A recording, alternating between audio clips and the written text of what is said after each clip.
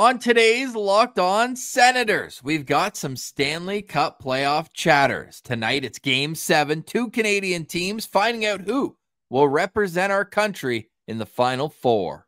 And we continue our 2024 NHL Draft Prospect Profiles with 3 defensemen. And Pilsy is admitting he's got one ranked 4 stars or higher. We'll get into all that and more on today's edition of the Locked On Senators podcast. It's your team every day. You're Locked On Senators, your daily podcast on the Ottawa Senators. Part of the Locked On Podcast Network. Your team every day.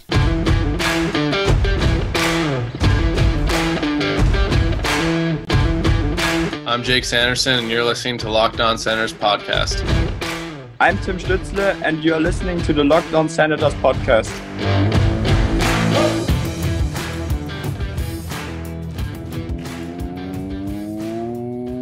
Welcome inside episode 1049 of the Locked On Senators podcast. I'm Ross Levitan on the outskirts of enemy territory in Winnipeg, Manitoba, alongside Brandon Piller up in the Blue Mountains. You can also follow the show on social media. We're at Sens Central on Twitter, LockedOn.Senators on Instagram. The show is free and available on all podcast platforms, including on YouTube, where we say hello and let you know that a like, comment, and subscription go a long way to helping the show grow. Today is Monday, May 20th, and Pilsy, just when I thought I couldn't need Senators playoff hockey in my life even further, I'm hit with a 1-2 punch over the weekend. One, we've set ourselves up for an amazing game tonight that we'll discuss between the Oilers and Canucks. And two, an old excerpt from Curtis Joseph's book comes out all over my social media page, where we hear that the atmosphere, even as a visitor at the old Corel Center, the CTC, whatever you want to call it, it's among the best in the league when that place gets rocking in the playoffs. Yeah, Ross, I've yet to be at an Ottawa Senators playoff game. I've yet to be at an NHL playoff game, so I can't relate, but I can't wait to get back there one day. I guess I'm going to have to wait. I say I can't wait, but the waiting's been going on. You're on the wait list right now. Yes. But Pilsy, last Friday, we discussed what the Ottawa Senators general manager Steve Staios need to do. We basically did a whole audit of the roster, and that's after our exit interviews. But what can mold this into a playoff team? Well, seeing Brady Tkachuk play the way he's playing at the World Championships, would like to see that continue into next year. Not that he didn't put up another career high in goals this year, but he scores twice yesterday. Asterix against Kazakhstan, but now he's tied for first in the tournament in goals. So this guy is just lighting it up. I thought he got a hat trick. Oh, he did. He added a third. Sorry. Oh, Ross, what are you doing here? Was the third goal the 10th for the team? It was well out of control at that point, though. But yes, a hat trick for the captain. You'll love to see it. I'll take my hat off to that. Woo! Hey, so the third goal was at the start of the third period to make it 8-0 for Team USA. Yeah, hell yeah. Kazakhstan, great that things are going up here. And Ross, hopefully our guy, we talked about him last week, our guy Vladimir Nikitin, Sens prospect, can help Kazakhstan in the future narrow down some of those leads. Cole Caulfield and Shane Pinto, you boys made the list. -1 in a 10-1 victory. Oh, classic Cole Caulfield. Probably dragged Pinto down with him defensively, eh? That's a wild stat. You win 10-1, you're a -1 on the sheet. What the heck happened here? That is brutal, especially when your line mate gets a hattie. And an assist, 4-point night for Brady Tkachuk. But he played a bit with Matt Boldy. Brady Tkachuk moved up on that line. Boldy had 6 points in the game, 10 shots on goal. Not bad. Nice. World Championships are going to be awesome when we get to the medal round. Like the amount of talent that's at that tournament, and I'm excited to watch that. And we still haven't had any sort of showdown. It's going to have to wait till the medal round of Canada versus the U.S. They're in 2 different groups, but fun to see some of the Sens do their thing overseas. Ridley Gregg hasn't had a ton of ice time for Team Canada. It's been unfortunate. And well, no wonder they almost blew a historic. Well, they did blow a historic lead, but then they made up for it by winning in Overtime, yeah. Brady Tkachuk second in points in the tournament behind Matt Boldy. Other Senators on the list, Shane Pinto's got 7 points in 6 games there. And old Kasper's Dogovins, this guy just dominates this tournament time and time again. Hashtag Sens Abroad, 6 points in 6 games for him. Erik Karlsson with 6 points in 5 games. How's Sandy doing? We haven't heard much from him. Sandy's just doing his thing defensively. I think that he's I don't think he necessarily has been lighting up the scoreboard. I'll pull up his team right here for US. He's been paired a lot on the second line with Luke Hughes. They're doing their thing there. He's got 4 assists in 6 games, no Solid. goals, +5. Just a good workman-like performance so far from Jake Sanderson. Love that. All right, Oilers, Canucks tonight. Who's your pick and why? Oh, man. Ross, I honestly have no clue how to bet this game. I've been leaning the Canucks most of this time. I believe I picked them in 6 against the Oilers. I forget my exact predictions. But with Brock Besser being out with a blood clot issue, that's a huge, huge loss to this Vancouver Canucks team. And I know it's typically been the home team that's been winning games here, but the Oilers really put the beat down on them in game 6. And if you're Connor McDavid, Leon Draisaitl, and that core, once again, you have to be looking at this as a massive opportunity for you to get past your second round woes. And even if they do, Ross, you got Dallas Stars waiting in the weeds for you when you come out on the other side. I'm dancing around your question here. I think the Oilers get it done. I think they do too. I want the Canucks to do it, but I just think it's set. No Demko, no Besser. It's just set for the Oilers to finally take this. And Connor McDavid coming off just a legacy type game, 3 primary assists in the win in game 6. And up until then, all first 5 games, 1-goal games, and then they blow the doors off them. And that's without even the power play really getting it done. That was mostly 5-on-5 work that the Oilers did their scoring in game 6. So I think the power play comes through for the Oilers tonight if they are going to win. I think Leon Draisaitl, you saw that he hit 100 points in the playoffs in last game. 100 playoff points. He's the 3rd fastest to get there. It's one of those, again, how many times does it happen? Somebody finishes 2nd, 3rd, 4th, or 5th in a stat. They pull up who is first. It's always Gretzky. Yeah. And it's always a number that just makes you like squint. Get 100 playoff points in his first, I believe, 42 games. That's insane. It's insane. Fastest to 100 playoff points. Number 1, Wayne Gretzky, 46 games, 100 playoff points. And Mario Lemieux finished 2nd at 50. So Leon Draisaitl joins that illustrious list of names. It took him 60 games to do just that. So 14 more games than Gretzky. Leon Draisaitl at 100 playoff points. And McDavid's got, how close is McDavid? He's got to be up there right now. Leon Draisaitl leads the playoff scoring race with 23 points. Woo! McDavid right there with 21, and then Bouchard with 18. I've got a spicy hot take. Let's hear it. Connor McDavid hits 100 playoff points tonight. In how many games? It would be 61. So he and Draisaitl played the exact same amount of games, but he needs 4 to do it. Oh, in a game 7, huh? That would be legacy type performance, especially imagine getting 3 primary assists in game 6 and then doubling it down with like a 2-2 performance tonight, couple goals, couple assists. I'm excited to see it though. It's, the best player on earth against, you could argue, one of the best teams throughout the season. I know Vancouver kind of dipped a little bit towards the end, and you mentioned the injuries they're going through, but if Pettersson shows up, that's probably what Locked On Canucks is banging the table at. Let's go, Petey. I know he had 1 big goal. It might have been game 5, but they need Elias Pettersson to be at the level of Connor McDavid. Not forever, but for one night. Yeah. Tonight. Game 7. Enjoy the game, everyone. We will turn our attention to our 2024 draft rankings, and we would like to welcome McKeen's Hockey to the table. We're going to be using McKeen's rankings. They put out a top 100. We've had Brock Otten, OHL expert with McKeen's, on the show. We'll be referencing his work. We've got an OHL defenseman to discuss. We've got a Quebec League defenseman to discuss. It's been a while since the Sens have had a draft pick out of the queue. I guess Max Gannett would have been the last one in 2019 as a defenseman. At that, we know Igor was out of the queue, Phil Daoust as well. But with that said, I'm more excited about the USNTDP kid we've got to discuss. So lots coming up with our draft rankings here. Enjoying a Victoria Day Monday. You're listening to Locked On Senators, your team every day.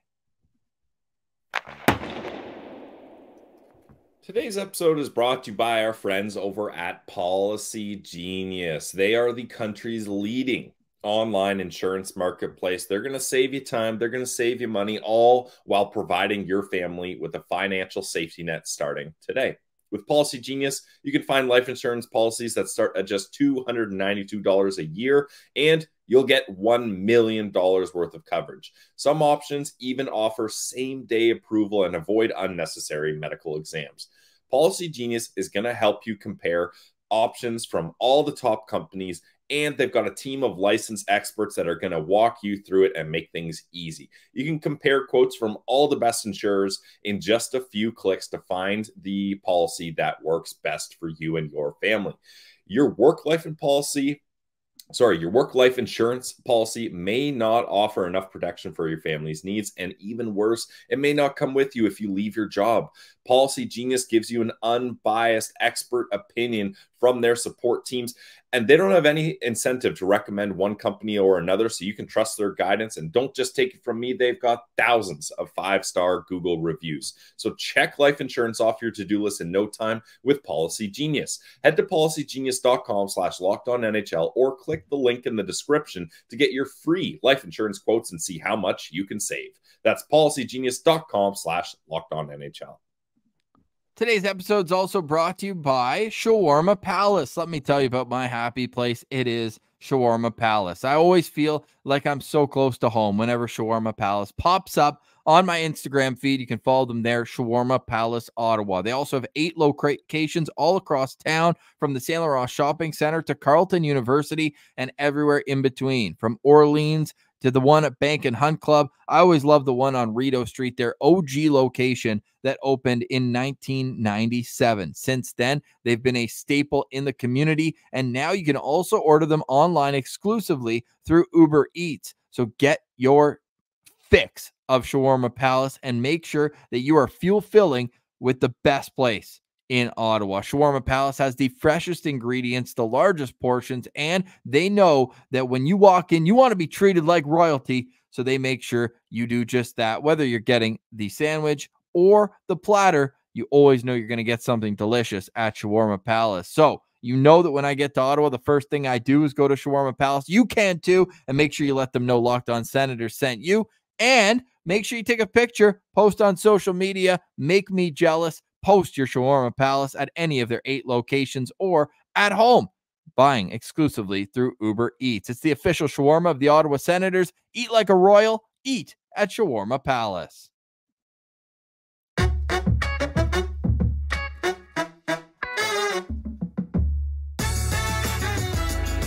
All right, Philzy, before we get back to our countdown, starting with 65 on our NHL draft rankings, give me a prediction for the Eastern Conference Finals. We know it's Florida, New York Rangers starting on Wednesday. I got my Rangers in 6 games. Yeah, Ross, we both have futures on the Rangers, so we need it. But, man, I'd be lying if I said I wasn't nervous about the Florida Panthers. This is a playoff hockey team.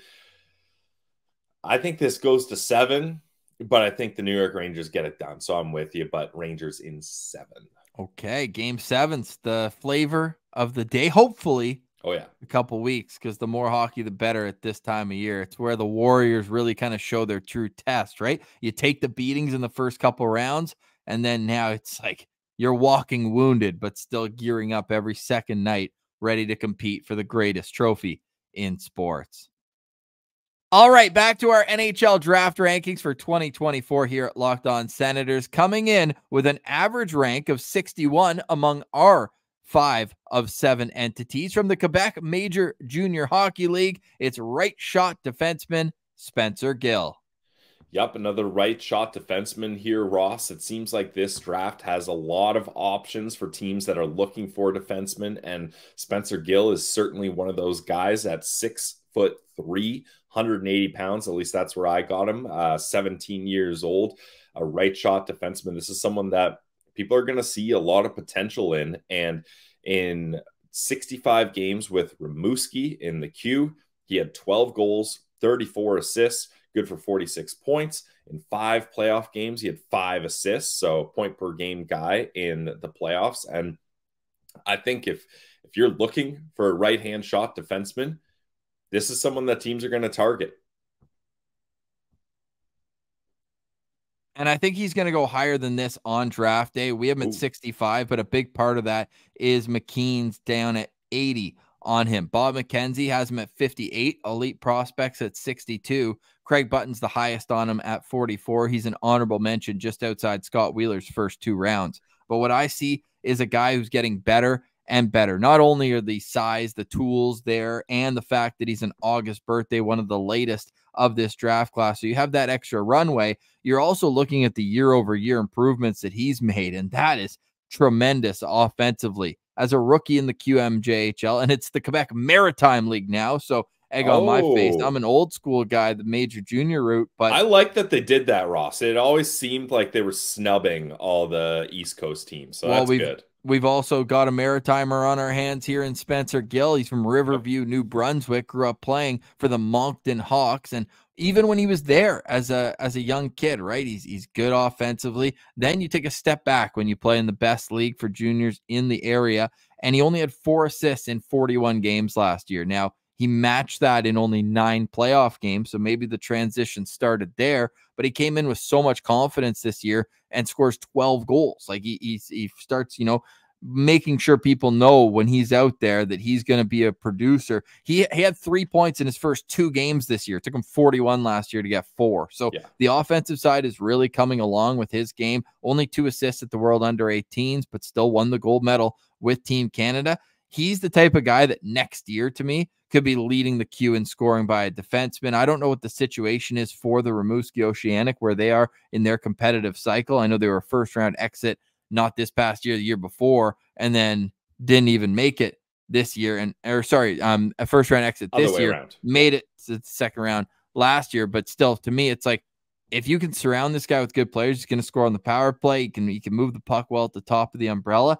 He's a guy that I actually really like. Maybe not as high as where the Sens are 39th in the second round, but to me, if a team takes a shot on him mid to late second round, there's certainly some upside there for him. Yeah, I think that's fair, Ross. He describes himself as a two-way defenseman, and he's able to move well and able to rush the puck up the ice. And what a lot of scouts are saying, that he's had success with timing his pinches and knowing when to join the rush. That's allowed him to boost his offensive numbers. Like you mentioned, big improvement from his rookie season. And scouts were saying at the start of the season, like, okay, this is a right-hand shot defenseman with some size, but man, he struggles defensively. Well, a lot of people are saying that he's really made solid improvements on the defensive side of the puck as the seasons went on, which is fair. Like when you're a rookie in a junior league, you're probably going to struggle defensively a little bit, but then with time and with coaching and getting comfortable in your atmosphere and with your D partner, you're going to get better defensively, hopefully. And that's what the case is with Spencer Gill. Yeah, exactly. And what I also see scouts saying about him too is that, yeah, not only was the defensive game bad, but it was bad in every area. Like you're talking defensive zone and off the rush, where his gap control was bad. He was getting beat out of position. But as he's growing into this 6'4" frame, you're starting to see him pick up the tendencies. So as long as that hockey IQ can continue to grow, I think as long as you get him in your development system after 1, maybe 2 more years in the queue, you could have a defenseman on your hands here that in 5 years' time is running a power play unit at the NHL level and being an effective contributor at 5-on-5. If not, I think even the floor for him is a guy where you're only really comfortable putting out there in the man advantage. That's why I put in his little thing, high risk, high reward. there's a chance that it doesn't pan out at all if the defensive game doesn't continue to drastically improve. But the upside there as a premium position and a guy who's going to be able to produce points, hopefully at the NHL level, he's a guy who's very intriguing if your team just took him in the late second, early third round, where I think he will end up in the NHL draft. Pilsy, from an Ottawa Senators perspective, how many stars for Spencer Gill? So, Ross, I'm not as high on his offensive upside as I think you are, so that lowers him for me a little bit here. Not to say that it's impossible for him to reach that potential you're talking about, but I just don't quite see it for Spencer Gill. I think more likely he's going to end up being a solid two-way guy. I've got him at 3 stars here. He's a right shot defenseman with decent size, skates nice, two-way guy in my opinion, but I didn't really see a defining attribute here. And if the Senators are going to take him, they're going to take him with a second-round pick, and that's a little rich for my blood. So I got him at 3 stars. Okay, 3 stars it is, Pilsy. For me, anywhere in the second half of the first round. So if they take him with 39, I'll probably squint, shake my head. But if they're able to either get a third-round pick or if he lasts until round 4, then I'd be comfortable with any of those selections for Spencer Gill, who comes in number 65 on our 2024 NHL Draft rankings here on Locked On Senators. Make sure you check us out on YouTube for more as we count down from 80 all the way to number 1. All right, Pilsy, on the other side, 2 more very intriguing defensemen, including one who Pilsy promises 4 stars. You're listening to Locked On Senators. It's your team every day. Today's episode is brought to you by our friends over at eBay Motors. Passion, drive, and patience. That's what brings home the winning trophy, and it's also what keeps your ride or die alive. eBay Motors has everything you need to not only maintain your vehicle, but you can level it up to peak performance as well. They got superchargers, roof racks, exhaust kits, LED headlights, and so much more. So whether you're into speed, power, or style, eBay Motors has got you covered. With over 122 million parts for your number one ride or die, you'll always find exactly what you're looking for. And with eBay's guaranteed fit, your part is guaranteed to fit your ride every time, or you get your money back. It's that simple. Because with eBay Motors, you're burning rubber, not burning cash. With all the parts you need, but at the prices you want, it's easy to turn your car into the MVP and bring home that W. Keep your ride or die alive at ebaymotors.com. Eligible items only, exclusions apply. eBay guaranteed fit only available to U.S. customers. Check it out today, guys. eBay Motors.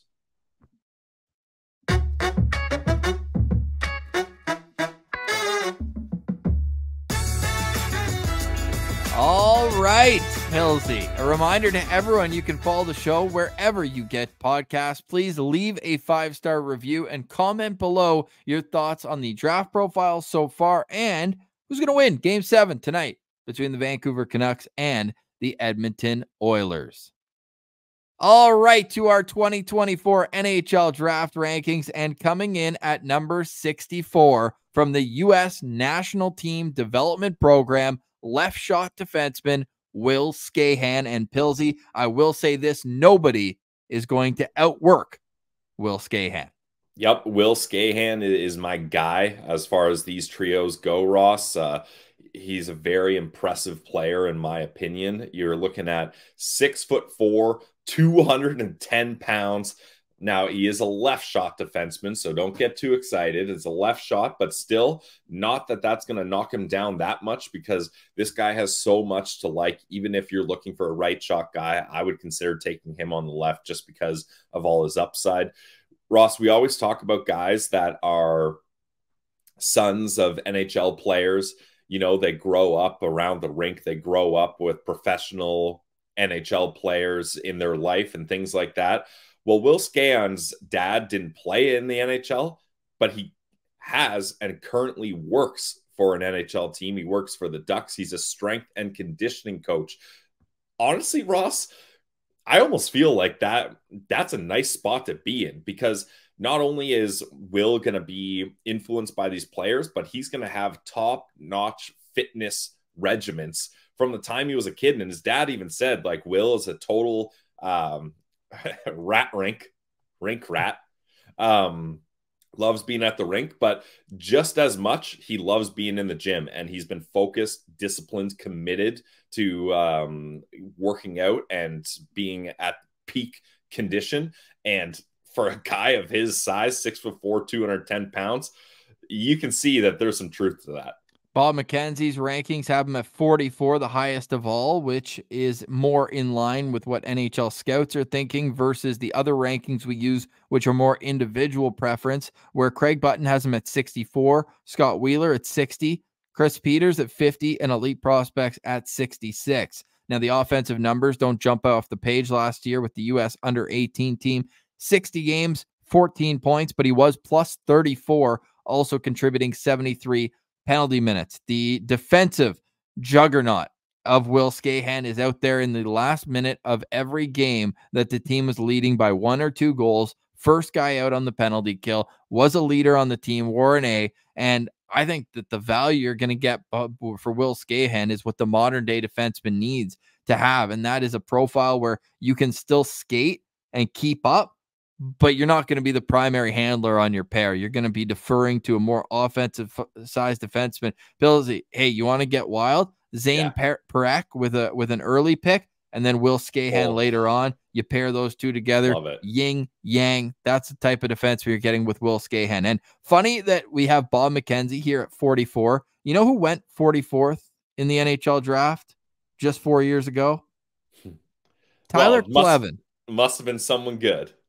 It was Tyler Clevin, who I see a ton of similarities. If anything, Will Skahan is further along at the time with his puck handling and ability to put the puck in the good area for a guy to receive the pass. But to me, like, defensive defenseman who's going like high floor, very high floor. I think he's going to play upwards of 200 games in the NHL and be that, you know, at least bottom pair defenseman that you can count on to kill penalties and get the puck out of dangerous areas.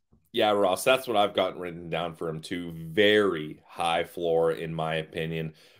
The way I look at Will Skahan is size, strength, and simplicity. Like, when you can do those as a shutdown defenseman, you're going to go far if you can continue that. And Scott Wheeler claims that he's stronger than all of his peers. And scouts, they really look at his heavy shot too. Now, kind of the Lassie Thompson situation, he doesn't use that heavy shot as much as he should or as much as people would like, but he's got it. So that's kind of a trick up his sleeve.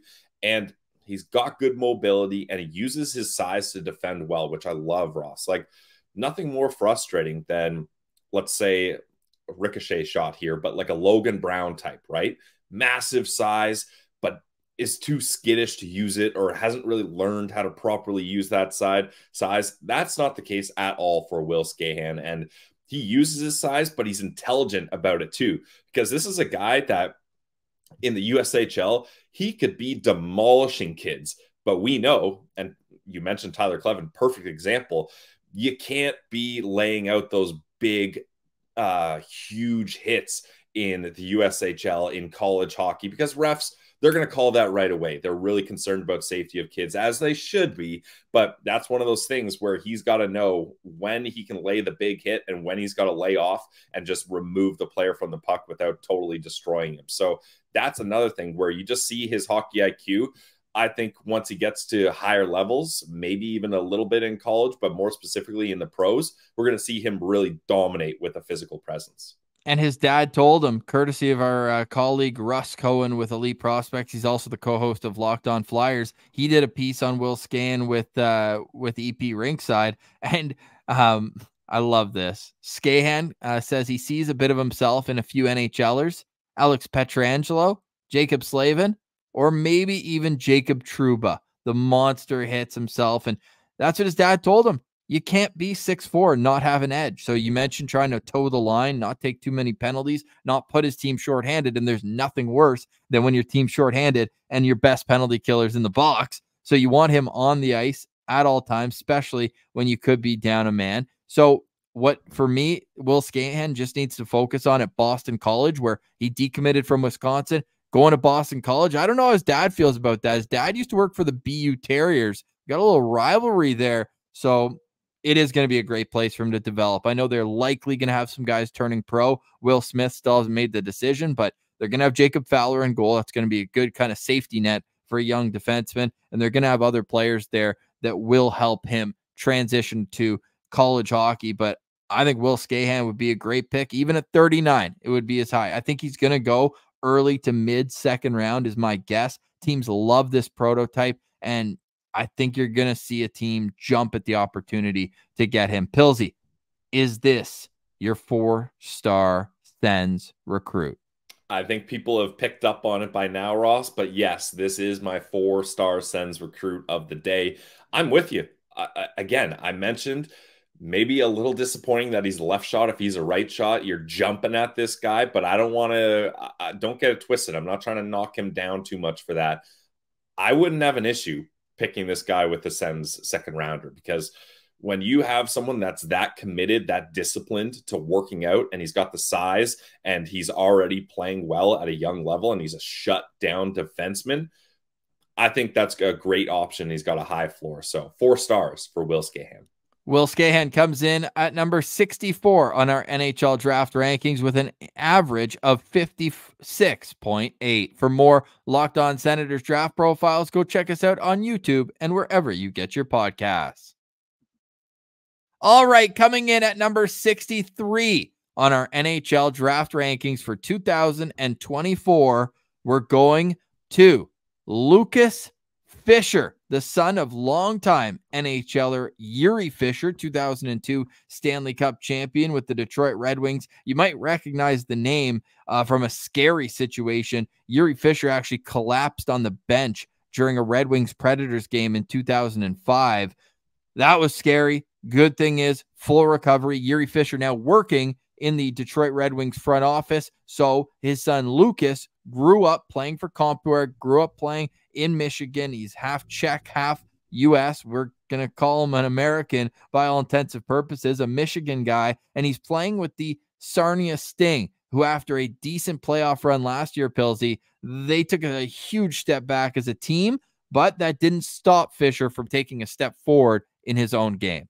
Yeah, I mean, certainly Fischer was able to take a step forward as far as points go in his rookie season with the Sarnia Sting. In 47 games, he had 3 goals, 7 assists, plus 17. And then, like you mentioned, good playoff run. He played 16 playoff games there. This season, 68 games, sophomore season, 6 goals, 28 assists for 34 points. So he gets a 24-point bump. However, where I'm a little concerned, and this is probably more telling of the team as a whole rather than just on Lukas Fischer himself, but he goes from a plus 17 rating of last year to a minus 27. So that is a huge fall as far as plus minus goes. So that's something to, I don't know if it's a huge thing, but it's certainly something to be aware of. What are scouts saying are the biggest strengths of Lukas Fischer's game? So we mentioned with Spencer Gill, or at least I did, I should say, I mentioned I couldn't really find one defining attribute. That's not the case for Lukas Fischer. He has one clear defining attribute, and that's his skating. Brock Gotten, we already mentioned him. He'll be on the show coming forward here as we get closer to the draft, of course. He remarks how Lukas is an amazing skater with very good, long, powerful strides. So having a guy that can skate like that with his size is going to be huge for scouts. Like when you're a scout and you're looking at defensemen, I honestly think, Ross, probably one of the most things they evaluate and what will define where you get drafted is your skating ability, because that's going to project how you can develop and how you can progress as you get to higher competition levels. I think that's fair. For me, it's just there's a little bit more risk with his defensive game than there would be for a Will Skahan or even Spencer Gill. I'd probably take ahead of Lukas Fischer. I know our average rankings here have Fischer at 54.7, but there's a reason why only 3 of our 7 scouts that we used Lukas Fischer in theirs, whereas, you know, we had 5 for Will Skahan and 4 for Spencer Gill, or 5 actually rather for both of those guys. So he comes in, Fischer does, at 63 on Bob McKenzie's list, 48 with McKean's, and 53 with Elite Prospects. We know EP skews a little towards great skaters. They think it's more projectable. But for me, the biggest part, if you're going to do a for Lukas Fischer argument, is the fact that he's grown up around the pro game, all the things we say when it is the bloodline connection, but it can't go unstated because it does, I believe, make a significant difference in terms of the mindset to get to the pro game. Not only that, the cutoff, as we know, is September 15th, where the calendar flips for draft year. He's a September 9th birthday. So we talk about the ultimate runway for the most of any player, I believe, in this draft class. September 9th birthday, doesn't turn 18 until he will already be at his third OHL training camp. So you put all that together and the experiences that he's gaining here, it's a project is, I guess, the best way I can put it. But you could get a mobile 6'3" defenseman with some offensive upside. So if you're taking Lukas Fischer, I'd say anytime from the start of the third round on, you're very intrigued at how his development path is going to go, because there's a chance if this hits, it could be a high reward as well. Yeah, I think that's fair. Yeah, like his skating is what he leans on, but he's also very defensively sound. He's got a great shot from the point. A lot of scouts are saying that he has learned how to use his big body to his advantage. So maybe one of those kids that had a awkward growth spurt and kind of has to figure out how to adjust to this new body. And it seems like he's finding the ways to do it. I think he's got a good mix of skills here, Ross. I'm higher on Lukas Fischer than I am on Spencer Gill, personally. I gave Lukas Fischer 3.5 stars. As I mentioned, usually when I go the 3.5 route, it means I like the player and I like his abilities, but I don't like the range where he would get picked for the Sens to use a pick on him. I'm with you. I think this guy's a third rounder for sure, and that's not going to fly with the Ottawa Senators. Lukas Fischer comes in number 63 on our NHL draft rankings with an average of 54.7. For more draft profiles, go check us out on YouTube and wherever you get your podcasts. All right, Pillsy, any final thoughts on today's show? Yes, I do have a final thought. And since we've already mentioned one of the Ottawa Senators goalie prospects in this show, when we talked about Kazakhstan, I mentioned Vladimir Nikitin. We got to mention another goalie prospect that I feel like sometimes Sens fans forget, and I'll admit I do as well. But our good friend at Sens Prospect tweeted out Kevin Riedler's season came to an end Saturday. Dubuque Fighting Saints, they fall 3-1 in the USHL Clark final. But hey, Riedler had his man. In the playoffs, he had a 7-4 record, 3 shutouts. So 3 shutouts in 11 games, a 169 goals against, and a .934 save percentage. Like, what else are you going to do if you're a goalie? So shout out Kevin Riedler, an awesome performance. And he's off to NCAA next season. The University of Nebraska, Omaha next season.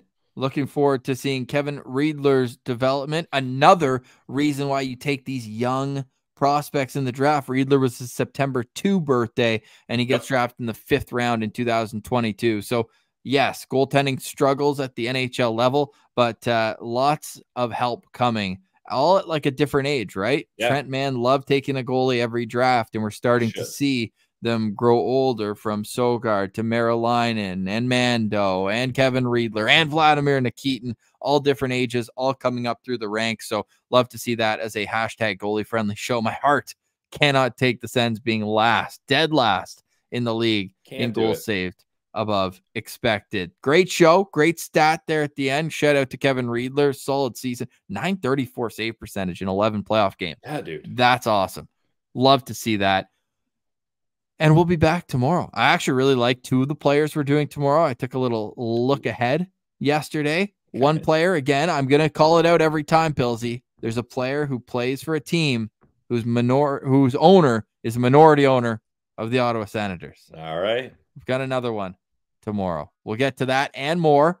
Any questions or comments? We can do an impromptu mailbag any of these days too. We're in that like calm before the storm here until the NHL Stanley Cup playoffs are over. But what a place to be. Draft coverage, and it all sets us up for June 28th in Las Vegas. You'll have all the background info you need to thoroughly enjoy the NHL draft. That's it for today's show. Enjoy the rest of your long weekend, whether you're at the cottage, whatever you're doing. Be safe, enjoy, have fun. For Brandon Piller, I'm Ross Levitan. Thank you for listening to another edition of the Locked On Senators podcast.